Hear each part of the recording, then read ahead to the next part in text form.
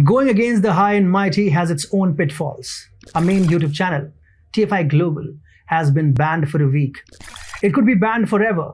Hence, we are urging you in every video to download our apps. Apple users can go to App Store and type TFI Global and install.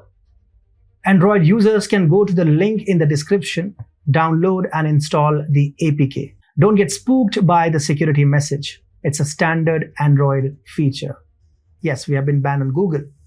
Download and help us survive, because if we survive, we won't let the cabal survive. Hi and welcome to TFI Global Africa. I am your host Ananya Sharma. Let's begin. The West has regularly tried to unite the world against Russia, whether it's Asia, Australia, Latin America or Africa. The West, especially America, has left no stone unturned in its quest against Russia by the victimization of Ukraine. One such incident occurred at the United Nations General Assembly's 77th summit.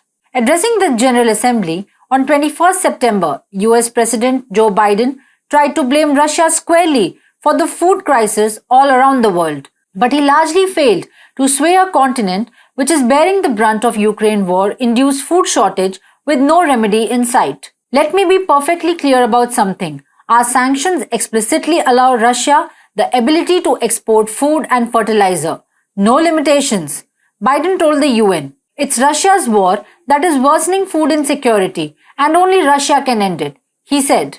But the aged American president forgot to divulge an important fact to the UNGA, that even if there are no limitations on Russia to export food and fertilizers, most of the shipping companies carrying out transportation of the same are non-Russian, Europe-based companies who act according to the whims and fancies of their handlers in the Oval Office of White House and those of in Brussels. In a spree to paint Russia black, the US deployed its diplomatic and propaganda machinery all around the world in full force, and it worked. In early March, 141 countries, including 28 African countries, voted to condemn Russia's special military operation in Ukraine. But later, during September, only 101 countries supported the Zelensky's right to address the UN, including only 7 African nations. Africa suffers from many problems like terrorism, underdevelopment, poverty, high mortality rate, and food scarcity. Increase in food prices is a great enabler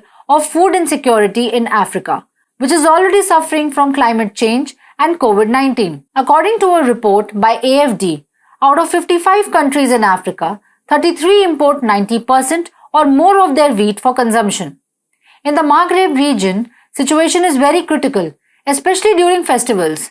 Egypt imports more than 60% of its wheat for consumption. Algeria 75%, Tunisia 62% and Morocco 38%. But the standoff between Russia and Ukraine brought the wheat basket of Europe to a standstill, and most of the outgoing wheat shipments got disrupted. This augmented the food shortage in the already dilapidated Africa. The President of the United States claimed that the US's sanctions regime allowed trade of food and fertilizers and put the blame squarely on Russia for food shortage. But again, he forgot to mention that the US has barred any shipping company from taking Russian shipments to any third country, even food. This non-allowance of Russian shipments meant that even if any product is exempted from the sanctions regime, it cannot be shipped until and unless any shipping company agrees to ship the cargo. The AU understood this, and its President Macky Sall called for removal of sanctions on Russia.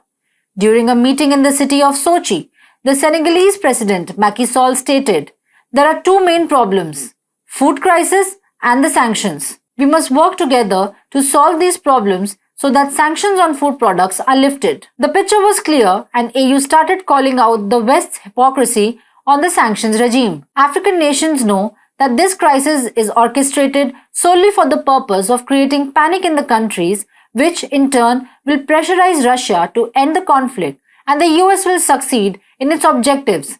But it failed miserably. Biden's cunning way to shift the blame on Russia has backfired, and the countries in the African continent are slipping out from the grip of the West. According to a report by Bloomberg, the EU has taken a U-turn by allowing Russian coal and fertilizer to be shipped to third countries, which has ignited uncertainty in the insurance and shipping market that whether a chunk of oil sanctions could also be cut down after coal. The European Union released a report recently that it will now allow coal and fertilizer to countries outside the bloc, citing energy concerns. The US is now flabbergasted by the EU's move, as it is trying to sway G7 countries to support the Russian oil price cap. And if EU pivots its oil policy the same as that of coal now, it can hamper the G7 Russian oil price cap. Again, it is clear that EU has done a flip-flop move by allowing the Russian coal and fertilizer. In the end, Biden is fooling nobody but his own countrymen.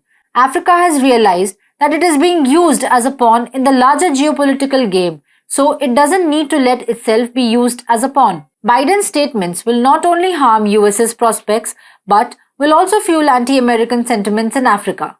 Thus, Biden's appeal to Africa on Ukraine falls flat at the UN.